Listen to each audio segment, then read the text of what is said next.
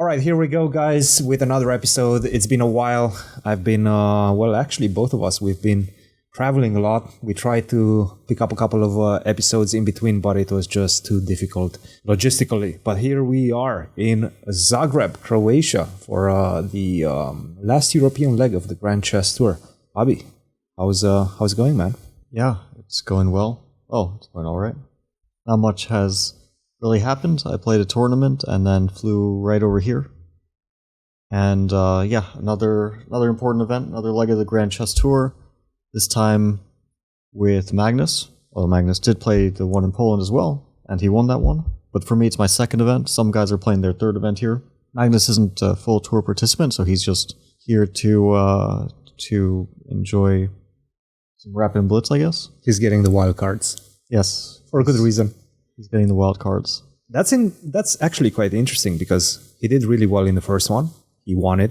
So he took a lot of GCT points away from the competition, from the full tour participants. That was good for you because you weren't playing in that one. So, yeah, I wasn't unhappy to see that. I was actually hoping that him and Levon would take 1-2, which was at some point a possibility because Levon was also the wild card.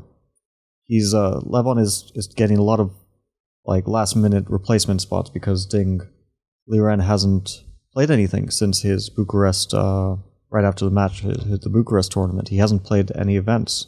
He's played, I think, 2 games online, and then he withdrew from that one too. And I want to say he was a full tour participant. He was, yeah. Well, he is. Is he still a full tour participant? That is a good question. He's a full tour participant who's not playing all the events. But that's very strange.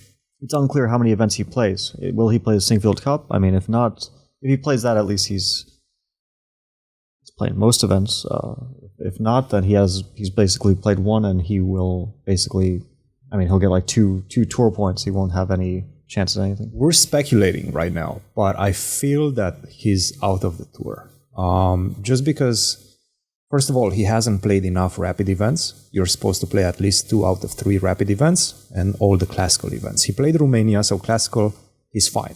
But with rapid events, he already missed one. That's a lot in terms of points. It's the same amount of points, rapid and classical. Is it? They're given the same weight. Yeah, that's huge. That's huge. So not playing one of them already, that's definitely going to handicap him. Well, he also got his chances. Like second to last place in the other one. So he's probably more or less out in terms of finishing in the top 3 or something more or less. Like that. He's out. There's no. He would. Yeah, he's out. There's no chance. It's over. So now we're speculating that he might actually be replaced. The question is by who? And I think he also mentioned in one of his interviews that he's not planning on playing any classical chess anytime soon, but that he had some sort of a discussion or an offer from Argentina to organize a match, Rapid and Blitz chess, between him and Magnus at the end of the year.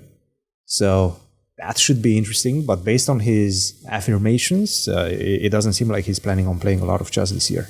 Affirmations. That's probably not the right word. It's a nice word. It's a beautiful word. Like, if he's not planning on playing anything and then is trying to play some rapid match against Magnus, I don't recommend he does that.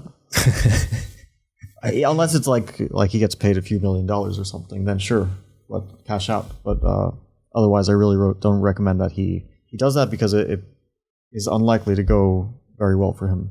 He's a prize fighter. He's a prize chess fighter. He only goes for like the $1 million events. Maybe. Why not? You go out there, you get paid, you make some cash. Why not? He's the world champion right now, so he might as well try to cash in as much as possible.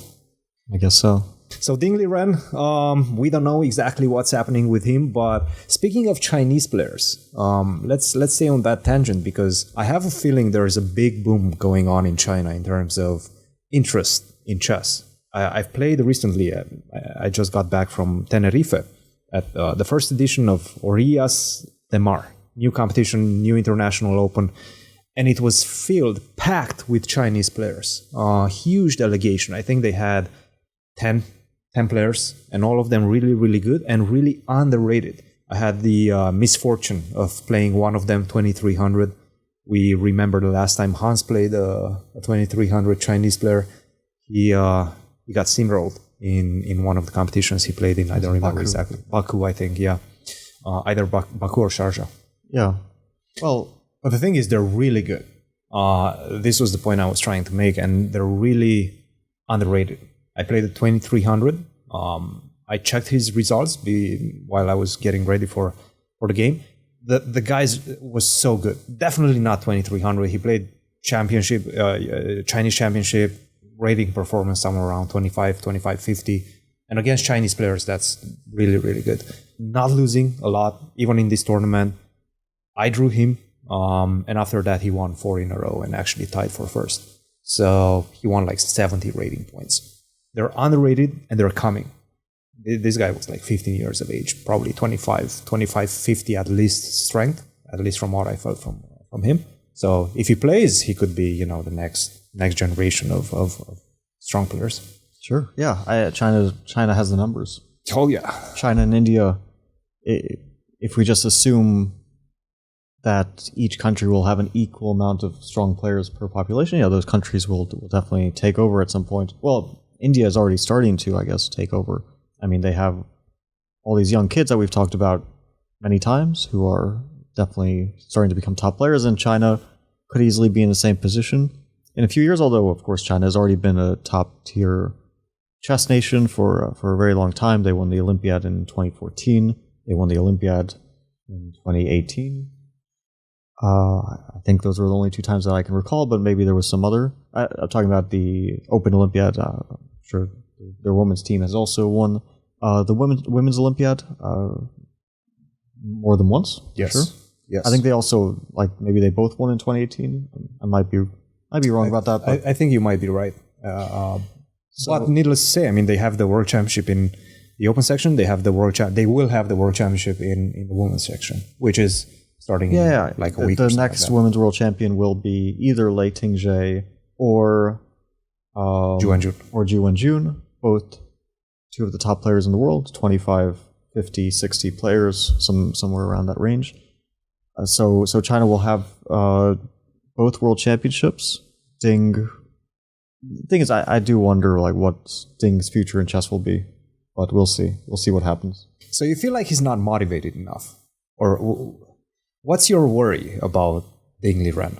Because I'm, we've been having conversations about this quite a lot, and you mentioned that you don't see him. You're worried about not necessarily his form, but his motivation to continue at the top. I'm not worried. I'm definitely not worried.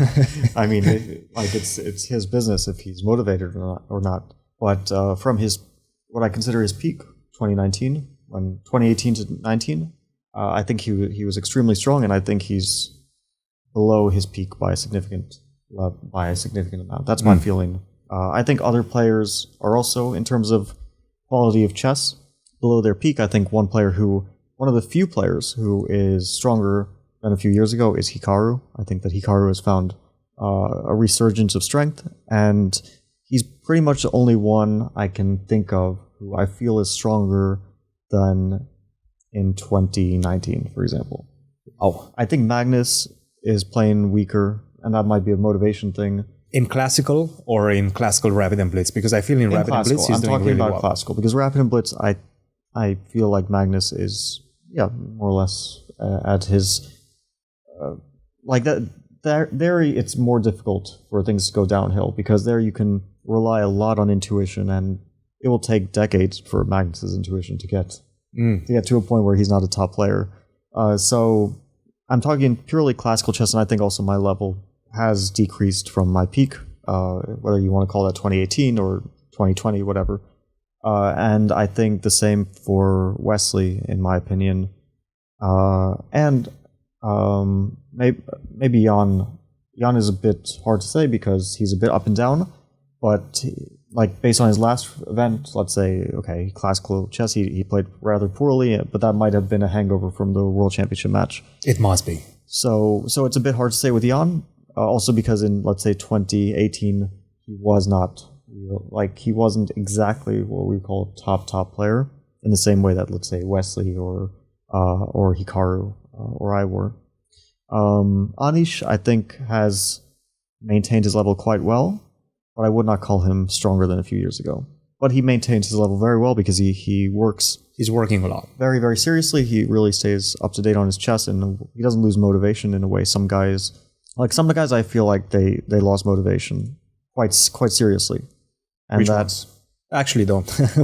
we probably shouldn't name names, but yeah. No, I feel like, okay, I'm also putting myself in this category of players who at some point I lost motivation and my level dipped quite a bit. So it happens. You have peaks and valleys in motivation, and this will lead to...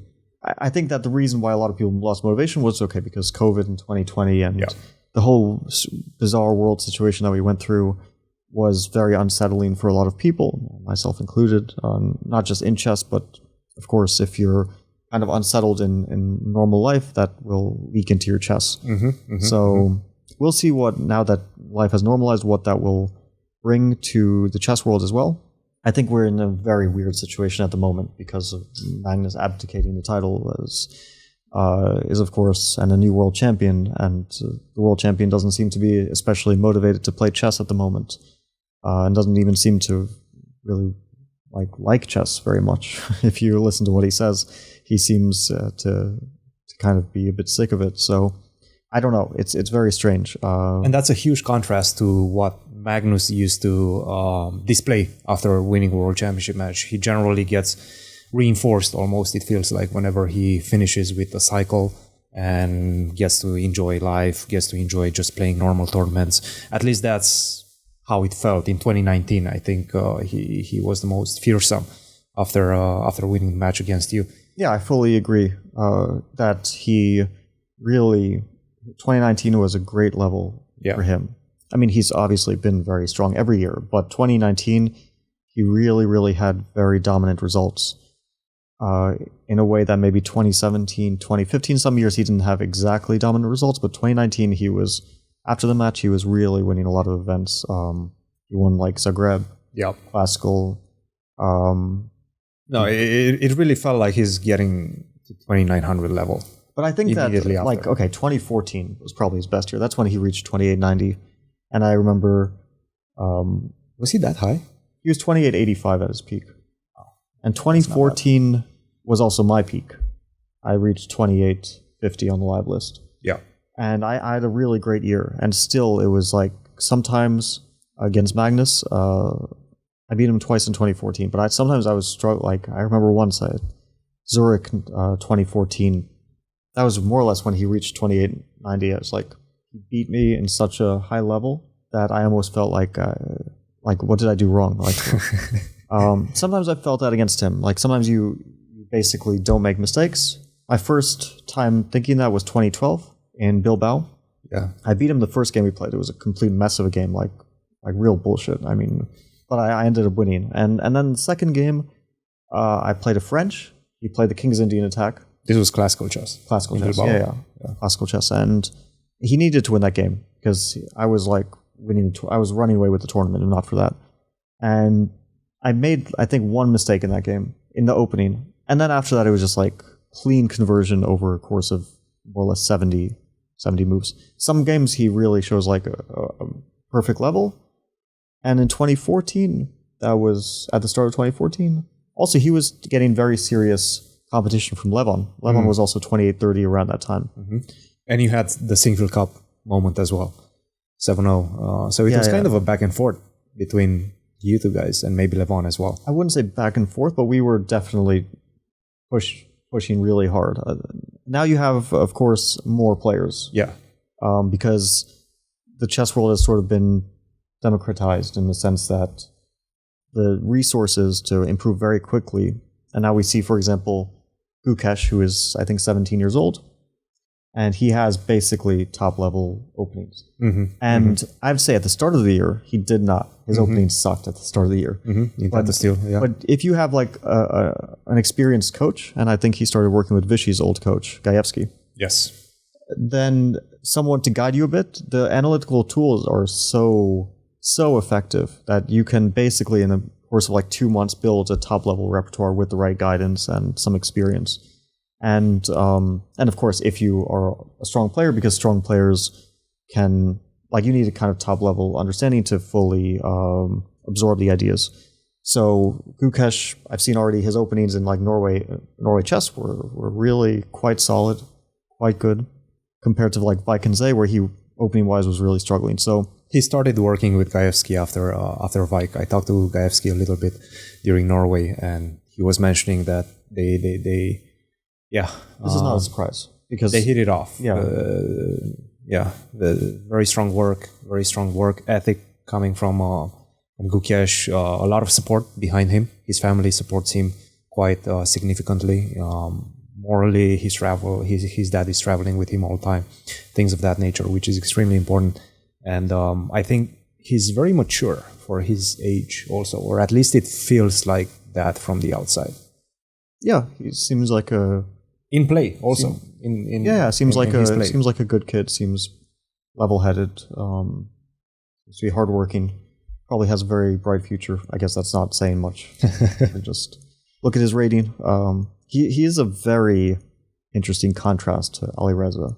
Yes. In terms of style. Yeah. Not in terms of, I don't know them personally too well, either of them, but in terms of chess style, Gukesh is obviously very classical, and Alireza is very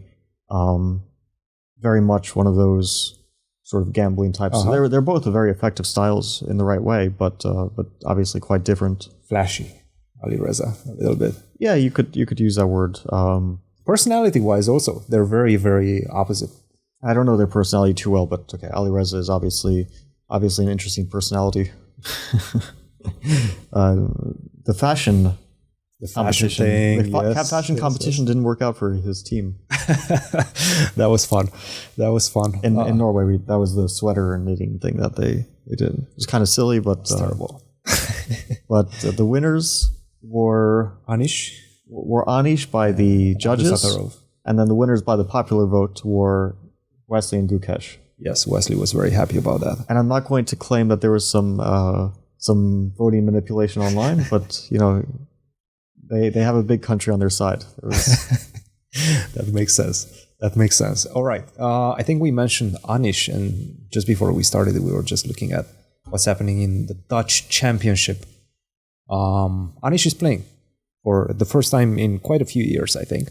So it's a knockout. It's a knockout, which is definitely a format that I like, and I think a lot of people like the knockout format. Can you scroll down a bit? Which? Yes. Okay. So the winner of... So Anish got the bye in the first round.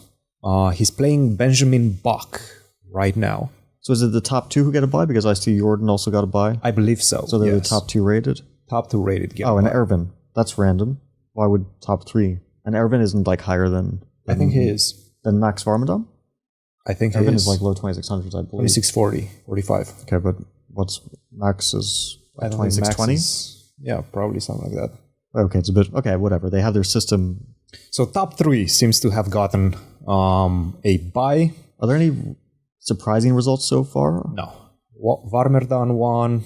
Tiviakov beat Kevlishvili. That could be a close one, because Yes. Robbie is a young player. He goes to St. Louis University, and Tiviakov is obviously used to be a top player, but He doesn't play much. But yeah, isn't really as active these days. Bach won. That's not surprising at all. Max won. Sipke Ernst, he won. Although I have to say, Reinderman is a pretty decent player. He is. And okay, Roland Reusers beat Van den Dol, who I think was quite good back in the day, but I don't know if he really plays much anymore. Yeah. So now we have Anish versus Bach. That's definitely going to be an intriguing one. Obviously, Anish is the favorite going into this match. Tiviakov versus Varmerdan. I have to give it to Varmerdan on this one. Seems to be well prepared. Probably that's where I'm going to take Tivi. Difference. I'm taking Tivi. Okay, you take Tivi. I played a lot against Tivi back in the day. I mean, he's a good player. He's a very good player, yeah. But he's almost retired. Yeah, but okay, I'll take Tivi on this one. You take TV, I take Max. I think Jordan wins this match very comfortably, in my opinion. Agreed, and he's in good shape. He, in fact, just won a closed event somewhere in Poland. I don't remember the exact name of the town. Wasn't Sipke Ernst his second in Vikenze? I think so. He was. I think so. Not only in Vikenze. I think during the Grand Chess Tour was his coach as well. Okay. He did well, I think, in Croatia last year. He started off blazing hot in one of the Rapid events. Yeah, I remember that. Sipke was with him. And Erwin should be a bit of a favorite. Yes, against... But maybe not a huge favorite. Pruisers. All right. I don't know how to... Maybe our Dutch viewers can help us out there. Yes. All right, there we go. So that was the Dutch Championship. Quite intriguing event to see Anish playing. Anish has to win this, otherwise it's... Do you think it's...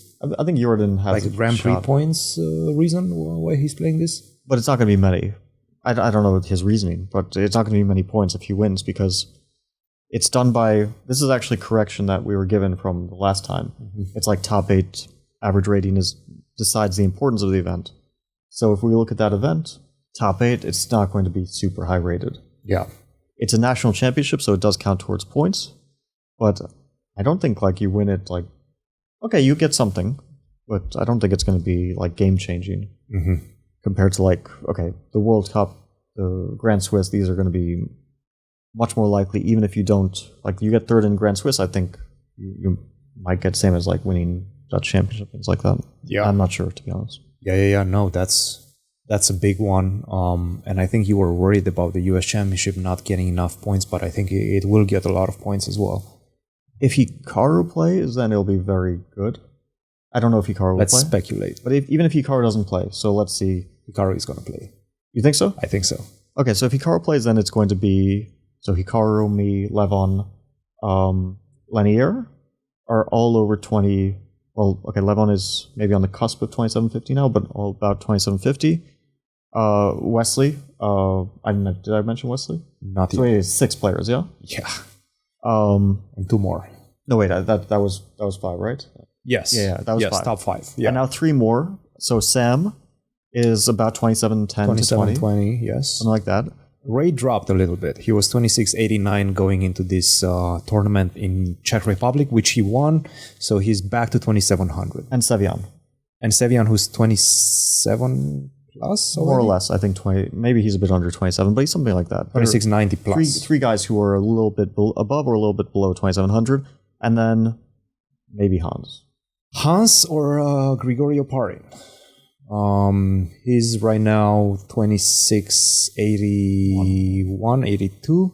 Hans is 2662. So Hans is losing all his rating right now. Hans could be by the US Championship, he could be 2640 or he could be 2690, and we just have no idea because he plays like a million games and he could go either way. I actually looked at how many games he played. He played 68 games since April 11. That's a lot. Wait, what is it? It's July. That's like less than 3 months. Yeah. Less than 3 months, 68 games. That's an average. He's not playing every day, but he's almost playing every day. Close to it. He's almost playing every day. A lot of those games were in American competitions, Opens, in which you play 2 games a day.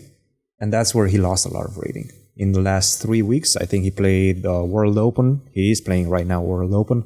He played Philadelphia Open, in which he lost rating. He played Vegas. He played actually a couple of tournaments in Vegas. So he's been playing on US soil, but he's been playing tournaments that he's not used to. I think Hans is discovering the danger of playing US Opens when you're 2700 or close to it.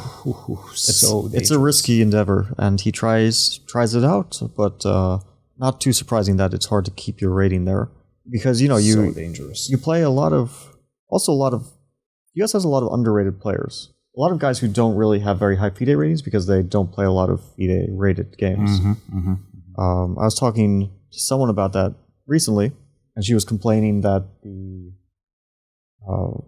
the players USCF, you sometimes get someone who's like 1700 FIDE and they're like 2100 USCF, things like that. So you can definitely get some underrated players who could. I don't know if that really counts for like, let's say the top, like who Hans will be playing, but still, you can definitely get some guys who are, and especially some young players. A lot of young players play these US Opens, could be underrated. This World Open, I couldn't even, there's like no live games or anything. Nope. No live games. Very weird, that they don't even have any DGT boards. This is a Goichberg event. It's kind of typical, especially in recent years. At some point, they were asking everybody to bring their own. Maybe they still do. Everybody to bring their own chess sets, which is kind of ridiculous, especially coming from Europe as a grandmaster. The first time I came to the US and I started understanding that in these open tournaments you have to carry your own chess sets, I felt a little bit insulted, but then I realized it's just like very normal around here. Yeah. You just have to bring your own stuff. Yeah, the rollout boards. People are always carrying those little cases that look like gun cases. Yes. Filled with pieces, a roll-up board, and a chess clock. I haven't. The last time I played a open tournament, if we're not counting like the American Cup Blitz in the U.S., was probably like 2006. I played the Eastern Open, and I won. Which was, as a kid, that was actually a big success to win the Eastern Open. I don't even know if that tournament still goes on, but we're just looking at Hans's last few games, and we have his last loss. Actually, it's against a player from UT Dallas. In fact, can we scroll through this very quickly? Srivatshov, 24-70, but just goes to show how difficult and how dangerous these tournaments are. Let's see if you can see. There we go. Yeah, sure. Let's scroll through this. King's Indian. Hans trying to mix it up, of course. Yeah, the problem is at some point, after playing so many games, you kind of run, surely you run out of ideas. You just play nonsense. You can't even really prepare for your opponents, right? Because you sometimes get the pairings like 20 minutes in advance. Yeah, you can't really prepare for your opponent, so you come to the board, you play some crap. It might not always work out. It looks like White was kind of well prepared. I think this is all theory. Looks like a bit weird. Looks like Hans is doing okay. Looks a bit weird what White's doing. 3 Queen like B8. Normally you'd think Black is better here, right? Yes. Or like King F7. Ooh, okay. Okay, my first instinct is you played B4 here. Just go for it. Take. White should take, otherwise, if the knight has to retreat, then bishop B5 comes and all sorts of things. So take, and maybe, what was he afraid of? Was he afraid of, no. Okay, what is this? What am I doing? Oh, you can't analyze? This is a very weird website to analyze chess on. What happened, King F7 happened, he was trying to get the rook to H8. Yeah. And F4 came. Which I have to say, there's some strategic risk for Black too, because D6 is weak, White can castle queenside any moment, and maybe, get the pieces into the attack quite quickly. Yeah. He castled kingside, I see. Okay, he's trying to get knight to E5. Castle kingside. Okay, knight takes G5 is a big threat. King G8. Okay, but now the weakness... This is such a weird position, I have to say, because H3 is falling, but D6 is also falling. It feels like still, is Black really in trouble after Rook A6? That would be weird, right? H4, okay. Now I can believe... Bishop F2. Now I can believe things going south, because King H2, Rook G1 is coming. The king just hides on H2. You actually don't have a lot of ways to stop me. Still, it's like, is this really so bad for Black? No, it cannot be that bad. Wait, this looks winning for Black. Winning for Black? No, I don't believe Black is winning here. Really? The knight on C3 is not... Black has no active pieces whatsoever. I'm a pawn up. I have 2 bishops. Well, yeah, but saying you have 2 bishops, it doesn't really It's kind of funny, yeah? The bishop on G7 is very nice bishop. Okay, F5, bishop H6. Things get spicy. I think here, this is probably not... lost. Yeah. Well, yeah, he has no checks. No, this is lost. So wait, where did it go wrong is the real question. Where was the last moment? Maybe this F5 is really not good, because after bishop H6, can you actually save your king? G6 is a big threat. Yeah, I don't know. But doesn't look good. Before F5, is it actually okay for Black is the question? Because I really do wonder. I would take White here, but the question is how much? Because what's your move? I don't really see the Black's move. I was thinking King F7, but King F7 you go Queen H5. You have no checks, and where does your king hide? Yeah. Okay, you can go back to G8. King E7 you go D6 probably, and it looks like I'm getting mated. Sorry, which move? D6, right? After King E7. King E7, but also Queen H7 or something might be crushing. Yeah, no, it doesn't look good. So I don't know. But still, I feel like Black does have a lot of trumps, so how bad can it really be? But who knows? Sometimes. What about Rook B8? Rook A7? Rook B8 is the move you want to make, but after Rook A7, do you have an answer? I'm thinking... Yeah, no. As Bishop E8, Queen G4 is game over, probably. Rook B7, maybe? Queen E6 wins there. Okay, Rook B8, Rook A7, Rook B7. I'm trying to exchange. I'm trying to exchange the rooks. So, does it work out tactically? Kind of works out tactically, but positionally, probably leads to a very sad position for Black. Yeah. All right. Okay, whatever. Enough analysis. Anyway, it looks like White's a good game. player, but it was a bit of a messy game, which didn't work out for No, White is a very decent player. Just recently became a GM, goes to university. One of those typical university guys that I would say probably slightly underrated. But yeah, I mean, just the fact that he's playing 60 plus games in 3 months, average of 20 plus games a month, it's absolutely ridiculous. So he's definitely, it feels at least that he's running a bit out of steam and probably getting on a slight tilt at this point. He lost 50 rating points in the last 3 months. Not good. Yeah, the rating points, they don't come easy. At that level, they matter a lot because that's what decides if you get invitations or not. Yeah. All right. So, and this might be a byproduct of the fact that his case was dismissed. The big case that he brought against chess.com Magnus, chess24, former chess24, Play Magnus group, Hikaru, and I believe that might be everybody, and Danny Wrench. That case got dismissed. I don't remember exactly the details, why it got dismissed. Were you following that? No. I mean, once the legal stuff started, it suddenly became not particularly interesting, and I wasn't surprised that it got dismissed. It didn't seem like there was such a huge case. And we talked to some people back last year, but it never really felt like there were some... And it didn't seem like they were particularly worried, right? Like, I don't know about Magnus, but Hikaru, chess.com, it didn't seem like they were super, super concerned. And chess.com basically said that it was kind of a frivolous case. I don't know if it was. I mean, obviously, it did go on quite a long time. Maybe there was some merit to it. Maybe there was some like jurisdiction issues that... I think that's why it got dismissed, based on jurisdiction. But again, I'm just bullshitting at this point. I don't actually remember. We don't really know much about the legal stuff, but... And I have to say, I haven't been following that closely. Not necessarily the chess world, but I play chess myself, and whenever that happens, you know how it is in general. You kind of focus only on your stuff. And you played a little bit also. You played no castling chess in Dortmund. Big Vlad was there also. Kramnik, Elyanov, Kolars. Yeah. Interesting tournament. Double round robin. We are not allowed to castle. Classical time control. I really struggled to care about the moves I was making. Like, I don't want to, it was fun. It was a fun tournament. I actually think it's a good format. You won the tournament, so... Yeah. No, I ended up winning with some luck. But, like, for Rapid and Blitz, I think it's suited. For classical chess, the thing is that because there was like nothing really riding on it, I don't really even think there was prizes. Everyone was playing a bit loose. So we had some like huge fights, and everyone was kind of going a bit nuts. Mostly me. I was like I played b4 first move in one game, and then I quickly followed it up with g4. I was analyzing a bit of like what you can do. How did you analyze, by the way? It's kind of easy to analyze if you just move the rooks at the start and then reset the position. Okay, so that's how you do it. That makes sense. And wait, how do you do it? Well, you move I have 3, rook g1, and so on. And you reset. Okay.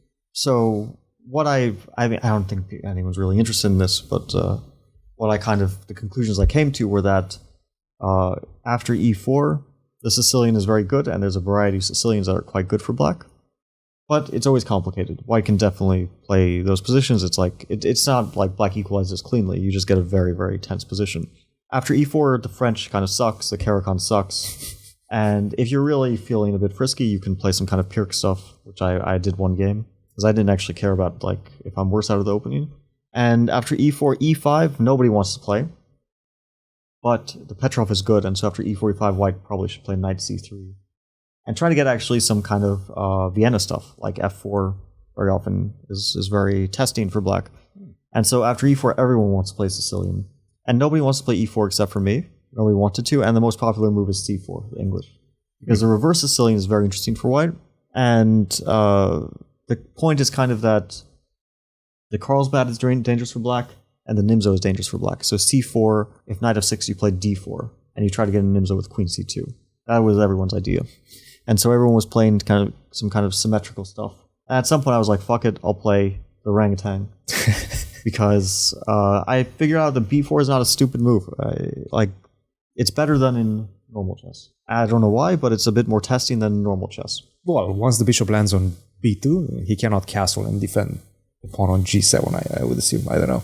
Well, the surprising thing is that b4 very often diagonal. you don't follow with bishop b2. Really? And the weird reason is that after b4, like let's say black plays e6, you don't play bishop b2, but you play a3. And the reason why is after black plays b6, c4, c5, trying to get some symmetrical stuff. The bishop goes out on the other side. Most importantly, you need rook b1. So you like take knight c3, and then you try to get g3, bishop g2, and you need to have rook b1. It's like kind of concrete to harass the bishop on b7. So if you play bishop b2, black just plays b6, c5, and basically equalizes on the spot. And I quickly got a terrible position with white, like borderline losing at some point. And the final position was losing, and then my opponent repeated. Was this against Elyanov? Against Kolars. Kolars. Elyanov was beating me twice, but I scored 1.5. So I was like losing more or less all my games, but I managed to score +2. Okay. So it was an all prep, is what you're saying. It was definitely all prep. Okay. So you did prep. It was all prep, but unfortunately the prep wasn't working that well. Okay, that makes a lot of sense. Good job. Well done. Nice victory in Dortmund. I also talked to Kramnik a lot, like quite a lot there. Okay. Maybe like 2 hours or so we were chatting, or maybe more, maybe like 3. Every day? No, not every day. Total? No, like total, like 3 hours or so we were chatting. Were you guys like having dinners together or? No. drinks, We were just kind of talking, and yeah, a lot of subjects. You know, I hadn't seen Kramnik in quite a long time because he retired from chess in 2019. So we discussed the state of the chess world and so on, and a lot of his views on other stuff. I don't know. Maybe we'll have him on a guest on some point. We should. Get his thoughts. We should. Because he has a lot of thoughts about the chess world, and it'll be interesting to hear. He's out of the chess world competitively. But he's not out. But competitively, yes. Competitively, but he's definitely staying engaged. He's playing online a lot, I've seen. Yeah. He said at some point that he's retiring from online chess, but he came back. I think he more or less retired after he got flagged by, who was it against? The German kid. Keimer, yes. Keimer viciously flagged him in a losing position. Well, we know that he still stays in the chess world because he was on Jan's sort of team. I don't know exactly how prominent his role was, but he was working with Jan in some capacity before the match. And then he gave an interview about the match and so on to, he goes to Chess Base India, right? Yes, Cigar. Yeah. So he's definitely stayed in the chess world quite a lot, but not playing too much. He plays this no castling stuff, and he plays a lot of online stuff. He plays like the Champions Tour. He plays Title Tuesday, and he recently spoke at length about cheating in Title Tuesday. Obviously, a lot of his concerns about cheating he laid out there in that video. It was like a sort of a podcast version where he was talking to Levitov, and they talked about cheating. Yeah. I actually did not check that one. It was in Russian. It had subtitles. You did. I remember we were discussing it during Norway. But yeah, I would love to have him on the podcast.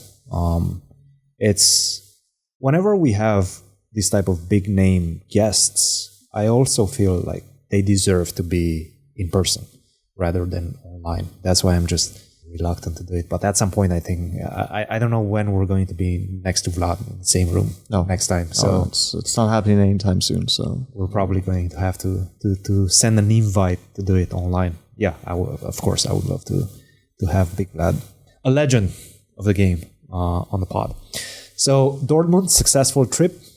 There was an open tournament in Dortmund as well. A few of my students played there.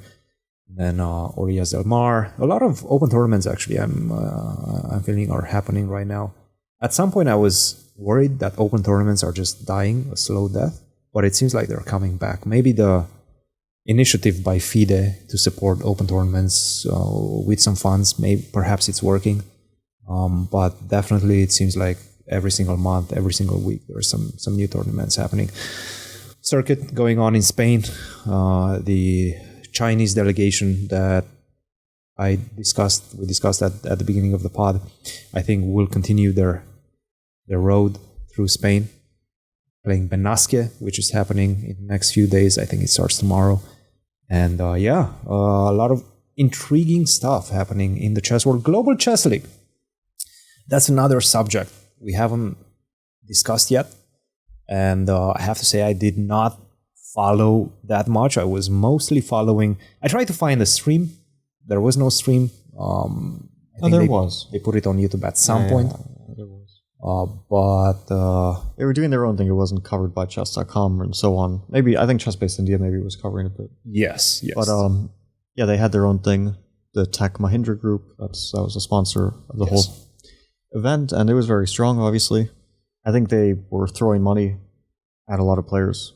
Like, some players weren't getting paid much, and some players were getting paid a lot. Yeah, there was this bidding process for certain players. I'm not sure who got to be bidded on. I know Magnus had a bid. Vishy probably had a bid. You were mentioning at some point Duda had a bid as well. Yeah, Magnus definitely got paid by far the most. The system was that you get a contract with them, and they give you a base fee, which I won't say the number, but I was invited as well. And so they offered me that base fee, and then the teams bid on you. And I don't know what the bidding process is because I didn't sign the contract, so I wasn't part of that. But some players got bid on quite a lot, specifically Magnus, and I would guess Vishy also. And I heard Duda got a decent bid from a team. I'm not sure why, compared to some other players, he got a bid, but okay, I guess it depends very much on the team. And so, yeah, for like Magnus, it was definitely a big payday. The winning team was Triveni. Yeah, it was spearheaded by Levon. Levon, yes. He was, I guess, the first board, but it was quite a strong team. Not just Levon, it was a very strong team in general. Let's see if we can get like the list of players there. So, Triveni Continental Kings won.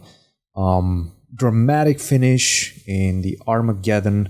It was Johan Bier who defeated Sindarov through one move checkmate. Yeah, did you see what happened? The guy just blunders checkmate in one move. Yep. That's kind of amazing. Yep. Checkmate in one move in a completely equal position. Rook Bishop versus Rook Knight, and a couple of pawns each, or one pawn each. Was it Armageddon? Like, what was the reason why because what does sudden death mean? I see sudden death. Sudden death, I think, is basically whoever wins the next game. So if it's a draw, they play another one. They go to the next player. Yes, there was some drawing of lots. Who was the next? Oh, these were the bottom two boards. So it would go. I think so. Sindarov is a stronger player than Jonas Bier. Well, Sindarov actually defeated Jonas Bier at least 4 times in that match. They had some matches. I don't remember exactly the format, but basically they played 4 times before this last game, and he defeated Jonas all of those times. But in the Armageddon, the match and the game that mattered the most, Johan Bier won with the checkmate. But he was down a pawn. Yes. And it was a draw. Yes. And then at some point, Bier attacks checkmate, threatens checkmate, and attacks a bishop at the same time. Yeah.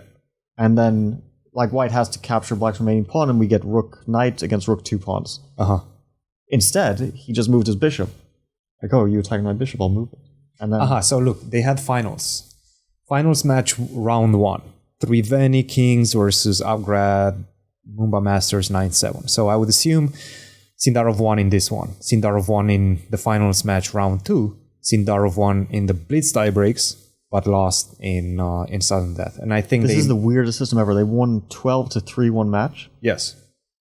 And okay, so they had 2 matches, 1-1, and then they went into the Blitz tiebreaks. But why is it 1-1 now? I'm not sure. There was two games they played. Blitz tiebreaks, but that doesn't. Blitz tiebreaks. Okay, with momentum sitting firmly. Blah blah blah. Oh, it was 1-1 because of the first 2 matches. The score was 1-1. Yes. I see. And one match is it's 12-3 because you get 4 points for a win. Yes, with black. So you get 4 points for a win with black, 3 points for a win with white, 1-1 for a draw. That's basically the This is like system. arguably the dumbest. No. A lot of people liked it. I'm saying like the win with black, you get more points is Yes. really, really dumb. You think so? Yeah, that's such a terrible. I kind of like it. Why? I mean, look, it's much more difficult to win with black. Can we agree on that? No. What do you mean? White has the advantage. At the beginning of the game, white has Not really in modern advantage. chess too much. I mean, It's more difficult to win with black. Wouldn't you say so? I actually don't know if the statistics in modern chess these days will bear it out. They must. In like modern top level chess, I really am not sure the statistics will bear it out. But I'm ready to be proven wrong. But it's still, even if it just doesn't make sense to me, because in Rapid and Blitz, it just becomes a bit random. Like in Blitz, I would say, okay, white, black, like who cares? In Rapid, okay, we can argue about the importance of having white, but in Blitz, Okay. With a 5-14 score in favor of the Upgrad Masters, it started to look like the Kings would struggle to put up a fight in the second Blitz tiebreak. Okay. Oh, he blundered bishop a4? I see there's like this game. He c4 he plays and he blunders bishop a4. Yes. Actually, I do know this line a little bit, yeah. That wins the bishop on... I guess you can make another move, like you can play a4 or something. Yes. Let's see. Or take on e4, yeah. I hit 2. Wait. And I did 2. Oh, it's just like this. Oh, I thought it was like c4, bishop to a4s. But then maybe... I guess queen e2. Yeah, queen e2 is a safe square. Ah, okay. So so it's a simple take and knight Take e2. and lose a pawn. Yeah. Or the exchange. Yeah. And the second Blitz match was dominated again by the team playing with the black pieces. Okay? So Levon lost against MVL, but... I mean, look at all these decisive games with black. 0-4, 0-4, 0-4. Yeah, winning with black is not... I mean, in Blitz, it's like a normal thing. You win with black, you win with white. Yeah. So they equalized in Blitz, and then they went into a sudden death. Sudden death being... Alright. Tension. The first players... So at this point, you basically just pick one player from each team and they play against the other. Well, I guess they go by they go by the lowest first and then the second lowest and so on until it culminates in... No, it's a draw. It's a draw of lots. Oh, okay. So I think at some point they had some sort of not cards, playing cards actually. They were drawing playing cards. And whatever number it was on the card, it was correlated to the board number. Okay. So they picked Sarah against Humpy, and Humpy was completely winning. I remember this. At some point, it doesn't show the game here, which is a bit surprising. But at some point, she could have won the queen in one move and finished the match. And then it went to... And then I guess they went Lachno and Koneru. All right. Now running finally out of potential Sindar pairings. here. Bier, who had been defeated in all 4 games against Sindarov on Sunday, had been drawn to play black against the Uzbek superstar. And then, yes, the big moment. Actually, I think we can see it somewhere around here. It's a long game. I mean, white was better the whole game. Yes. Like Sindarov is with white. But okay, kind of a complicated But he was game, pressing a lot. Like, this endgame was so unpleasant. But black was kind of defending well and escaping. Yeah. And at this moment, he's down a pawn, but it's going to be a draw. It's very difficult to lose this one with white. But he managed. Well, he put his king on a3. That was the first sign. King b6. And now knight b4, right? So he attacks the knight bishop and threatens checkmate. Take the pawn on a5, make a draw. Yeah. You can also probably make a draw with rook c5, but you'll have to take it after king d6. Rook c5, king b6. 6 rook b5. And bishop b7. Well, king a6 actually loses the game, bishop b7, yeah. So he played bishop. He probably was thinking, I'm stopping knight c2. That is really rough. Did he actually think he was like maybe winning? He was thinking, I'm finally getting this pawn. I think so. But there's like rook I mean, Rook d4. There's also mate, so that's better. Better than trying to hold the position with rook e2 or something. Amazing. Yeah, no. Congratulations to Triveni. Congratulations to Levon and his team for winning the first edition of an exciting tournament, I have to say.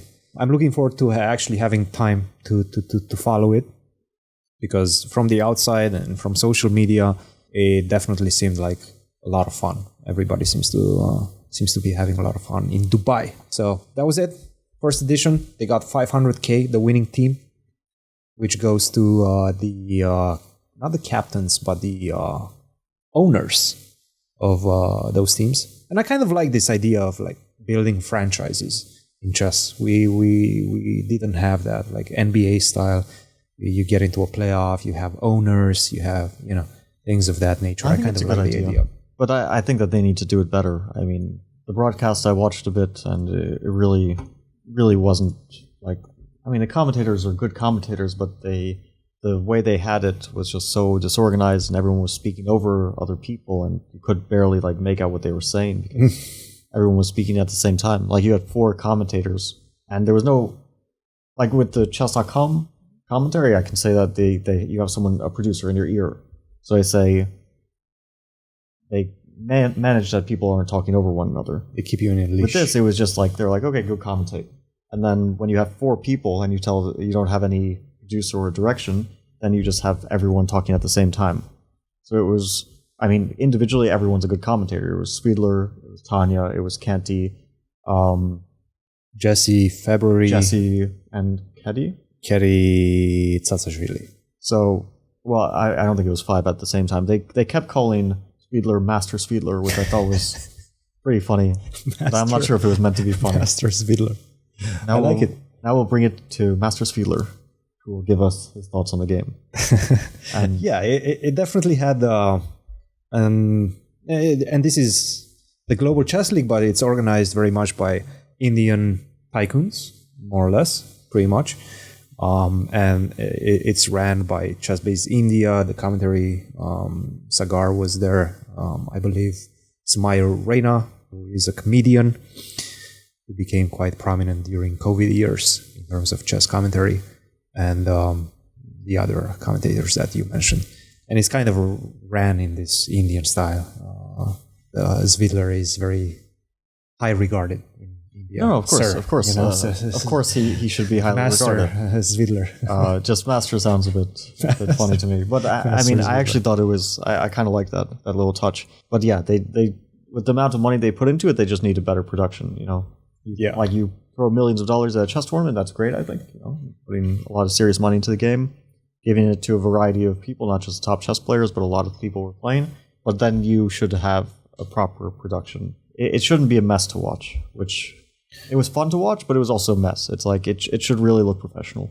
But initially it wasn't, we weren't even able to watch it. Yeah, that's another issue, of course. They didn't want to put it on YouTube initially, and it was almost impossible to watch it via their Indian broadcasting website. I think it was called Gioma or something like that. And I actually tried it through VPN. You cannot watch it outside of India without the VPN. But the problem is that only certain VPNs actually allow you to connect to India. Like the one that I'm using, Nord VPN, and this is not an ad. We did an ad for Nord VPN at some point. But this isn't an ad. This is not an ad.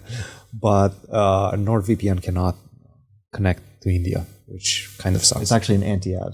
It's an anti-ad. Your NordVPN, you got to get your shit together and connect to India. They're going to blacklist us. So. Instead of doing ads, we're doing anti-ads. We're never getting an ad from NordVPN again. All right. I had a thought. I think that India has a big audience. It's good to cater to that audience, but they should also cater to an international audience. And yeah, international audience will be watching on YouTube and Twitch. So that's where you want to put it, and you get some big, like with the names they had, they're going to get viewership no matter what. I mean, not just Indian viewership; they'll get global viewership because they have Magnus, they have top players who are representing other countries, Duda and Levon and all of them, Wei Yi and they had the Uzbek Vishy prodigies and Abdustarov and Sundarov, and they had the Indian prodigies and they had Vishy. So of course everyone from India is going to watch. All the who thumbnails. plays chess. Yeah, they got all the names, but they really could do it better next time. So hopefully they do. I assume that this is not just a one-year thing. From what I've heard, they actually will be doing it again next year, but I don't know if that's 100%.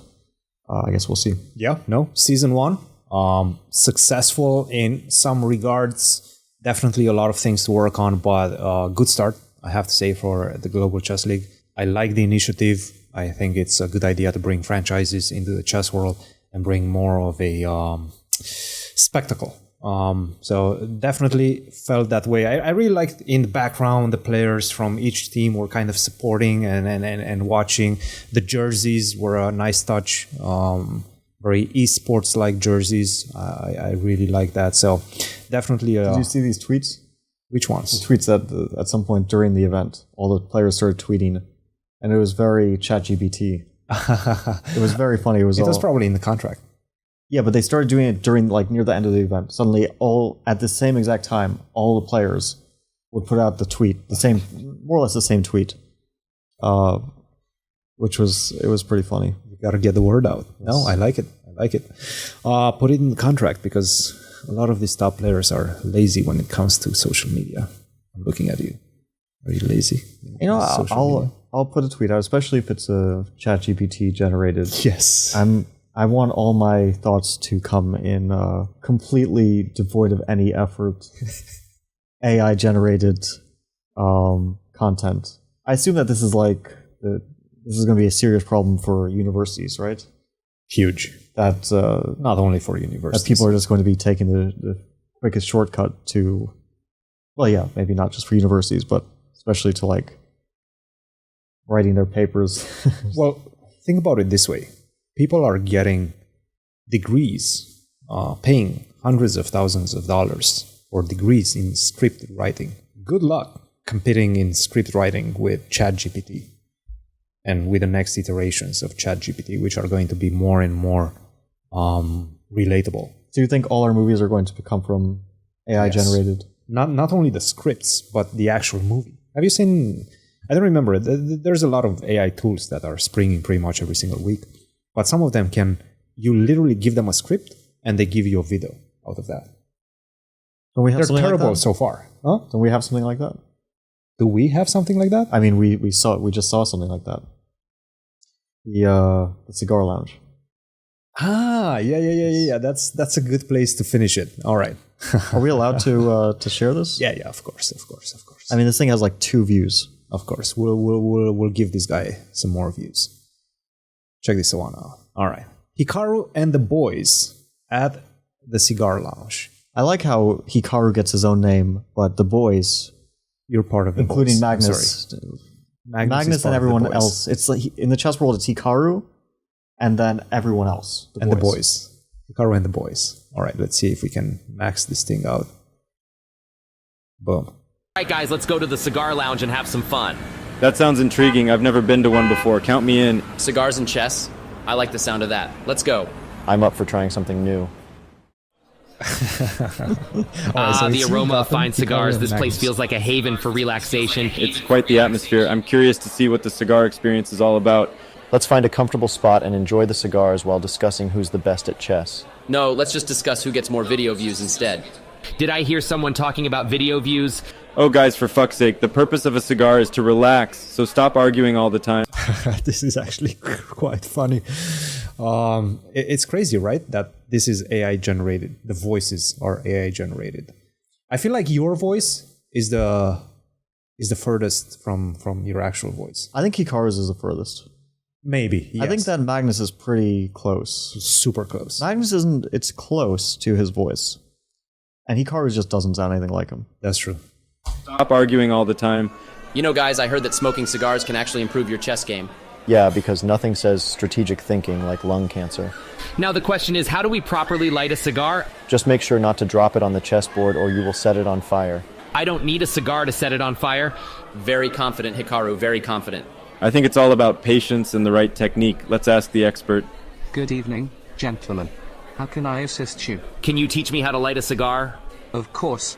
First, you gently start rubbing the head of the cigar, and then very slowly you put it in your mouth. and start rubbing it in your mouth very slowly. You don't want it to explode too fast. And as you keep rubbing it in your mouth, it will ignite. And then you start to enjoy it. Fascinating, sir. Thank you. You're welcome, sir. This is quite enjoyable. The flavors are intriguing and complex. And then what's next, sir? Then you wait for lung cancer, sir. Okay, that was it. Very nice.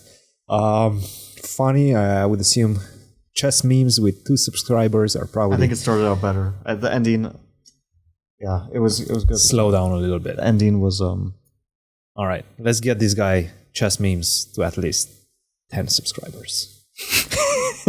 At least 10 subscribers. I think that's a good goal. Great place to finish it. That's it. Zagreb Grand Chess Tour starts soon. Fabi, you're playing. I will be doing the commentary alongside Anastasia Karlovic here in Zagreb. And I believe in the studio in St. Louis, we have the new spokesperson of the St. Louis Chess Club, Yasser Nazi Paikidze, and I believe it's Evgeny Miroshnichenko at the board. So that's going to be an interesting commentary team. Looking forward to it. Rapid and Blitz chess coming up. Magnus playing. You're playing. Ali Reza is playing. Ali Reza is playing, right? Yeah. Yeah, I he's think here. we talked about Gukesh. I don't think we did. Yeah, we talked about this. Did we? Yeah, at the start. Okay. A lot of Gukesh players. and Duda and so on and so forth. Yeah. No, it's going to be a lot of fun. Tune in. Don't forget, St. Louis Chess Club on YouTube. You will find it pretty much everywhere on Twitter, on YouTube, on Instagram, all of those places. Make sure you tune in and make sure you, leave your comments in the comments section. Like, subscribe, and don't forget to support the boys. Until next time, guys. Cheers.